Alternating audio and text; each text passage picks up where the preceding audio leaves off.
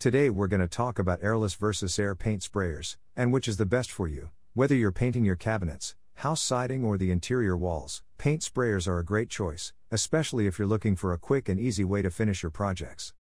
But you may be wondering what is the difference between them, and which one is better, so stick around to the end of the video as I'm about to shed light on the main differences between them and which type will fit your needs. And if you haven't already subscribed, please hit that subscribe button down below. And now let's get started. First of all, you should understand that the air paint sprayer or HVLP is the same with similar features and mechanism. The main functional difference between airless and air paint sprayers is the way the paint is atomized. An airless sprayer does not use a compressor, instead it uses a pressurized pump and piston to siphon paint to the gun through a fluid line, forcing it through a small orifice in the spray tip to atomize it. On the other hand, the HVLP sprayer uses a compressor or a turbine to atomize the paint. This sprayer holds paint in a cup attached to the gun or in a remote pressurized pot. The spray gun uses a fluid needle and nozzle, while an airless one uses a spray tip. For the overspray factor.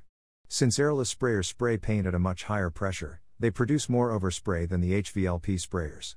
For example, when you spray enamel and pre-cat lacquer with an airless model like the Graco GX19, you will typically spray at around 2000 psi, but with an HVLP sprayer, you spray around 10 psi for the same material.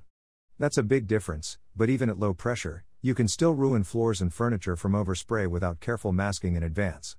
Also, the high-pressure nature of airless sprayers improves the speed of the paint stream so you can finish large projects in less time. But this means also that some practice is required to get a proper layering and spraying rhythm, to ensure that the paint job does not look uneven or wavy, and that's why air sprayers can offer a better spraying experience for beginners. And for the paint finish. Because with HVLP sprayers you have more control over paint flow and coating thickness, you can dial in a perfect spray pattern to get a super smooth finish. And you can achieve similar results too with an airless sprayer by using the right size and type of spray tip, like one with a slightly smaller orifice to produce a finer finish with less overspray. And when it comes to thinning, most airless sprayers are powerful enough to pump paint to the gun, without having to thin the material first. On the other hand, paint must be thinned with an HVLP, as the orifices in the gun are small and clog when the material being sprayed is too thick. Thinning your paint takes a little experimentation to get the right viscosity, but while it isn't necessary with airless models for spraying and rolling walls, it's also a good idea for fine finish work to prevent orange peel. And for painting cabinets, after a thorough use of both sprayers, I've found that airless sprayer works best for painting cabinet doors, at least from a production standpoint, unless it's a small kitchen with less than 10 doors. With an airless sprayer you can work directly out of the paint container, and spray multiple doors at a time instead of having to continuously refill a cup. An HVLP works great too, but it takes longer to spray and finish the job. Either type of sprayer works fine, but to spray cabinets with an airless model like Graco GX19, which includes an onboard hopper that holds close to 2 gallons of material, so you can tackle all of your larger cabinet painting projects. And for small projects you can use an HVLP sprayer, as air sprayers are better for vertical spraying small projects than airless models, especially if you're new to spraying.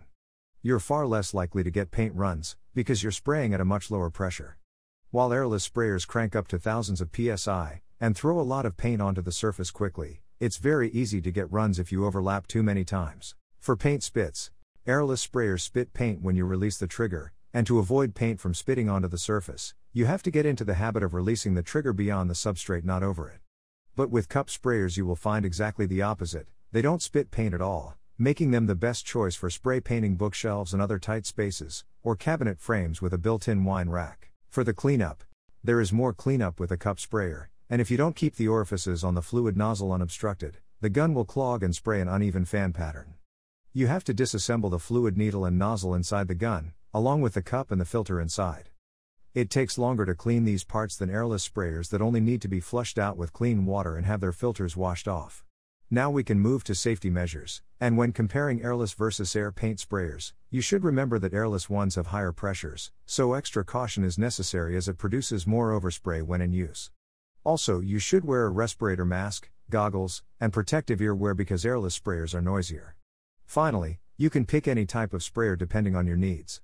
If you wish to paint large surfaces quickly, then go for an airless sprayer, while smaller with more detailed projects are best handled with an air sprayer. And in the description below you can find links to the top-rated sprayers from both categories on Amazon.